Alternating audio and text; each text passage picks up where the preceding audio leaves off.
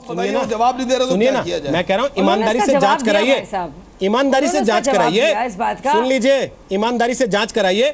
थोड़े दिन पहले एक मुख्यमंत्री ने चैलेंज किया था, जांच कराई, उसके बाद भागते घूम रहे हैं, जवाब नहीं देते सवालों का। आप भी कराइए ना जांच, किसने रोका? आपसे कह रहा हूं, आपने हुकुम सिंह जी को जोड़ा, अगर वो सच्चे थे तो टेलीफोन काट के चले क्यों गए? अब लीजिए, अब आप तो फिर वही स्थिति आ गई कि मारेंगे भी और रोने भी नहीं देंगे। पहले आपकी इच्छा पे उनको लाए, फिर आप कहने लगे भाई लिस्ट लेके आओ, फिर आप कहने लगे कि नहीं इतनी देर बात करो मुझसे, तो घर बुला के बात कर लीजिए ना सर, दफ्तर बुला लीजिए सीएम के, वहां बात कर लीजिए कि सारी आपकी न्याय व्यवस्था टीवी पर चलती है। हवाला दे रहे हैं, गलत होने की बात कर रहे हैं। सर देश देख रहा है, देश ही नहीं देख रहा, पूरी दुनिया देख रही है। जवाबदेही बनती है। लास्ट कमेंट शाजिया आलमी आप दीजिए, उसके बाद मैं चर्चा खत्म करता हूं, उनसे बात करने का कोई फायदा नहीं। शाजिया लास्ट कमेंट आपका प्लीज। जी नहीं जी, कोई फायदा नहीं है। इनके आप आर्ग्यूमेंट्स देखिए, बजाय उन औरतों की बात सुनने के लिए, ऐसे उनको तो 1 मिनट लगता है सुनने में और गंभीरता से। मुझे लगता है ये कानून लॉ एंड ऑर्डर की स्थिति है, इसको सांप्रदायिक रंग देने की कोशिश की जा रही है और किसी भी जाति को, जात को या फिर मजहब को इसलिए संरक्षण देना क्योंकि वोट बैंक की राजनीति है, वो बिल्कुल गलत है वकार भाई।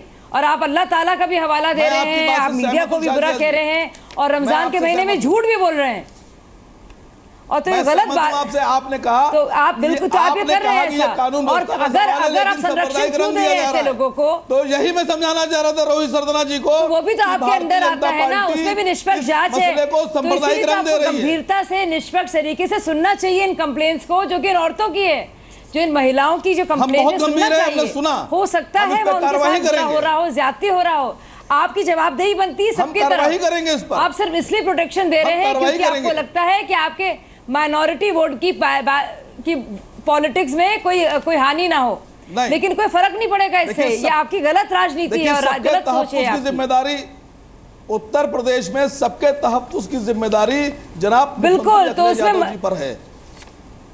हम आपकी इस बात महिलाएं भी शामिल है भाई साहब, बड़ी बेबाकी से ये बात महिलाएं भी शामिल है। मैं आपका एहतराम करता हूं कि आपने बहुत बेबाकी से ये बात कही कि ये कानून व्यवस्था का मामला है, इसे सांप्रदायिक रंग देने की कोशिश की जा रही है। यही बात मैं रोहित सरदना जी को समझाना, तो इसीलिए आपकी जिम्मेदारी बनती है, आप ही की तो सरकार है। आपको मुझे नहीं समझाना है, आपको अपनी सरकार को समझाना है जाके कि जांच कराइए ताकि किसी भी तरह की अफवाहें ना फैल सके, उस पर लगाम लग जाए। लेकिन आप तो जांच ही नहीं कराना चाहते, आप तो पर्दादारी में जुटे हैं 4 दिन से। आप तो कह रहे हैं कुछ हुआ ही नहीं, आप तो कह रहे हैं लोग मर गए उनके नाम लिखे, आप तो कह रहे हैं लोग कमाने के लिए चले गए उनके नाम लिखे, जो पैसा कमाने भाग गया उसको विस्थापित क्यों कह रहे हो, ये आप कह रहे हैं इतनी देर से। लीजिए हुकुम सिंह को दोबारा ले आए हैं फोन लाइन पर। हुकुम सिंह आप भाग गए थे क्या? सैयद वकार कह रहे हैं कि वो भाग गए बीच में।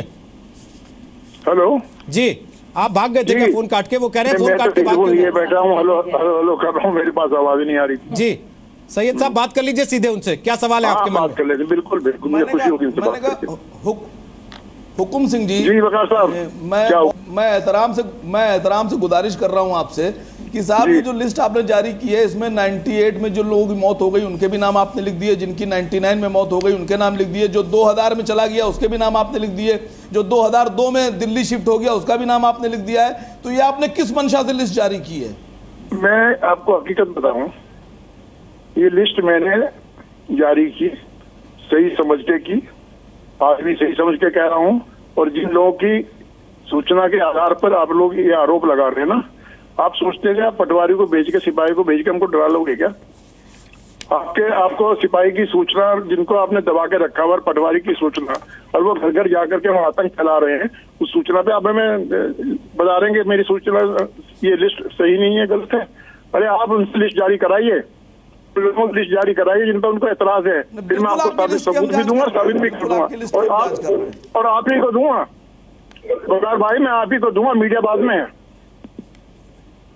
हमारे मन में कोई बात ऐसी नहीं है, आप लोग इसे कम्युनल रंग देने की कोशिश मत कीजिए। लॉ एंड ऑर्डर यहाँ है नहीं, पूर्ण समाप्त है। यहाँ हत्याएं हो रही हैं, एक्सटॉर्शन हो रहे हैं, पैसा मांगा जा रहा है, मजबूर किया जा रहा है घर छोड़ने के लिए, और आप इसको इतने हल्केपन से ले रहे हैं। पूछ रहा हूँ क्या मुसलमानों की हत्या नहीं हुई है? अरे मुसलमान का हिंदू का सवाल ही नहीं है यहाँ पर। ये कौन कह रहा है हिंदू मुसलमान की बात? ये आप लोग फैलाने की कोशिश कर रहे हैं। मेरे सामने ना हिंदू है ना मुसलमान है, मेरे सामने अपराधी है और ये विक्टिम है।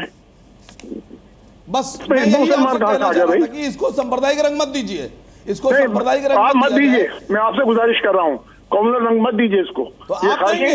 खाली लॉ एंड ऑर्डर का मामला है, लॉ एंड ऑर्डर का कानून व्यवस्था होगी पूरे प्रदेश में, कैराने में ज्यादा ध्वस्त हो गई, इस कानून व्यवस्था को संभालिए, मत करिए हिंदू मुसलमान की बात। आपकी आदत ही ये हो गई कि मुसलमान की बात करके मुसलमानों के वोट आप बटोरते रहे, अब तक आगे आपको पता लग जाएगा इस बात का भी। नहीं तो मैं तो आपसे यही कह रहा हूं कि इसको सांप्रदायिक रंग क्यों दे रहे हैं आप लोग? अरे नहीं दे रहे ना, ये आप दे रहे हैं, ये तो आपका काम है सर, हमने माहिर है ना, हम लोग नहीं दे रहे हैं। मैं आपसे ये पूछ रहा हूं, सर ये बताइए, कोई भी हो किसी बिरादरी का हो, बता दीजिए, कोई भी हो किसी बिरादरी का हो, उसकी रक्षा होना चाहिए। मैं कह रहा हूं ये बता दीजिए, सांसद जी ये बता दीजिए, क्या सिर्फ 346 हिंदू परिवारों ने पलायन किया है, कैराना से मुसलमान परिवारों ने पलायन नहीं किया? इत्तेफाक की बात है। देखिए मैडम, जो लोग मारने वाले हैं उनके नाम तो होंगे, उससे अंदाजा लगा लीजिए। जो यहाँ से छोड़ने वाले हैं, जिनको मजबूर किया छोड़ने के लिए, जिनकी हत्या की उनके नाम देख लीजिए। अब उसमें मैं क्या कर दूं? मैं उसको नाम को पलट दूंगा क्या? फिर मैंने आपसे कहा कि आपने आपने ये नहीं सोचा कभी मुसलमान परिवारों ने पलायन नहीं किया है? जिन लोगों का खुलेआम मर्डर किया गया, जिन लोगों को भागने के लिए मजबूर किया गया, वो कोई भी हो, किसी प्रकार के हो, वो मैं उनके नाम बदल दूंगा क्या? मैं कैसे कर सकता हूँ ये बात? जवाब तो दे दीजिए। किसी मुसलमान परिवार ने पलायन नहीं किया। एक तरफ आप कहते हैं सांप्रदायिक रंग ना दीजिए, फिर आप एक लाइन में 5 बार कहते हैं कि मुसलमान भी गए, मुसलमान भी गए। सर हम तो कह रहे हैं क्यों गए? मुसलमान भी गए तो क्या आपकी जिम्मेदारी से मुक्त हो जाते हैं क्या? अगर मुसलमान भी गए तो क्या आप आपकी जिम्मेदारी से मुक्त हो जाते हैं? 96 में आप सारे राज्यों से अपनी तुलना करना चाहते हैं, आप सारे राज्यों से अपनी तुलना करना चाहते हैं कि ऐसा हो गया वैसा हो गया। करिए फिर केरल से अपनी तुलना। क्यों नहीं आपके लोग आपके राज्य में रहने को तैयार हैं? क्यों भागने को मजबूर है वहां से? कैसी बात आप कर रहे हैं सैयद हसीन? बोल रहे हैं। देखिए इन सब चीजों को देखते हुए माननीय मुख्यमंत्री जी ने जिस तरह के प्लान तैयार किए हैं, उत्तर प्रदेश में पहली बार IT हब बन रहा है लखनऊ में। माननीय मुख्यमंत्री जी का प्लान करने लायक होते ना तो सीधे ना होती। अरे आप लोगों ने पूरा प्रदेश तबाह कर दिया, कैराना तबाह कर दिया, मथुरा तबाह कर दिया, कोई कोना छोड़ा भी आप लोगों ने तबाह किए थे ना सर। नोएडा में देश तबाह कर दिया सर। नोएडा में, गाजियाबाद में रहते हैं सर, सब कुछ देखते हैं यूपी में कितना विकास हो रहा है, कैसे हो रहा है और किस तरह से हो रहा है। तो ये कैराना में IT हब लगाने की बात तो छोड़ ही दीजिए फिलहाल। ये बता दीजिए जो परिवार वहां से विस्थापित हुए उनकी ईमानदारी से जांच होगी या ऐसे ही चादर डालते रहेंगे बैठ के टीवी पे उस पर? नहीं, फिर मैंने आपसे कह दिया, मैंने सीधी तौर पे आपसे साथ, देखिए जो लोग अपनी मर्जी से अपने कारोबार की तलाश में, आप ही ने तय कर दिया कि अपनी मर्जी से क्या है। अरे जांच तो कर लीजिए भाई साहब पहले, ये तो कहिए कि जांच कराएंगे। सुन तो लीजिए सर, बात तो सुनने दीजिए, बात तो लोगों तक पहुंचने दीजिए। मैंने आपके सामने जनाब हुकुम सिंह जी से बहुत सीधे सीधे सवाल पूछे, उन्होंने किसी चीज का सीधा जवाब नहीं दिया। लाइन पे फिर पूछ लीजिए, आपने सवाल का जवाब ना सुनना चाहे ना समझना चाहे वो तो आपका। मैं आपसे पूछ रहा हूँ, मैंने आपके हर सवाल का जवाब दिया और सवाल मेरा भी यही है जो आपसे पूछा गया है, वो हिंदू गया हो या मुसलमान गया हो, क्यों गया वो यहाँ से? आप कह रहे रोजगार की तलाश में गया। अरे यहाँ से ऐसे लोग गए हैं जिनके सिनेमा हॉल खड़े हुए हैं, यहाँ से ऐसे लोग गए हैं जिनके करोड़ों रुपए के मकान बने हुए हैं, यहाँ से ऐसे लोग गए हैं जिनकी 2-2 लाख रुपए की रोज सेल होती थी दुकानों से, उनको आपने मजबूर किया कैराना छोड़ने के लिए। कहाँ वो रह रहे हैं, किस हैसियत में रह रहे हैं, जानकारी कर लो जा करके। जो हालत आप लोगों ने कश्मीर में की है, पंडित रह रहे हैं कि उसमें शरणार्थी कैंप में, ऐसे ये लोग रह रहे हैं जाकर के। आप आए यहाँ पर, आपने कुछ किया, आइए यहाँ कैराना देखिए आकर, मैं दिखाऊंगा आपको। आप खुद आइए देख करके, मैं आपको इनवाइट कर रहा हूँ। नहीं बिल्कुल आऊंगा, मैं आप ही के पास आऊंगा। कब जाएंगे? आइए आइए, कब जाएंगे भी करूंगा, हमारे भाई हैं, आप आइए आकर के, मैं लेके चलूंगा कैराना में दिखाऊंगा। कब जाएंगे बताइए, कब जाएंगे? हम तो इंतजार करें कोई जाए तो सही, कब जाएंगे बताइए? देखिए सबसे पहली बात तो हुकुम सिंह जी ने साफ तौर पर, आइए मेरे मेहमान, पहली दूसरी बात छोड़िए, मुझे बताइए कब जाएंगे, कितनी तारीख को जाएंगे? आप आएंगे सर, कितनी तारीख को जाएंगे? कितनी तारीख को जाएंगे? कितना बड़ा प्रतिनिधिमंडल आपके साथ जाएगा यूपी सरकार का बताइए? जी न्यूज का कैमरा आपके साथ जाएगा, मैं गारंटी देता हूं, लाइव दिखाएंगे। बोलिए, बता दिया जाएगा आपको, बताइए ना, अभी बताइए, तय कीजिए। सर बता दिया जाएगा। आप अभी हुकुम सिंह से कह रहे थे कि सब कुछ अभी बताओ, एक तारीख बताने में आपको आफत हो रही है, बताइए ना कब आप जाएंगे, कितने दिन में उस जांच की रिपोर्ट रख देंगे सामने, बता दिया जाएगा। लेकिन लेकिन हुकुम सिंह जी ने वो बात जो लेकिन भूल जाइए, आप अपनी आंखों से आके देख लीजिए। सांसद वहां का स्वागत करने के लिए तैयार है आपका, हम लाइव दिखाने के लिए तैयार है उस कार्रवाई को। जी ने भी ये आप तारीख बताने को तैयार नहीं है।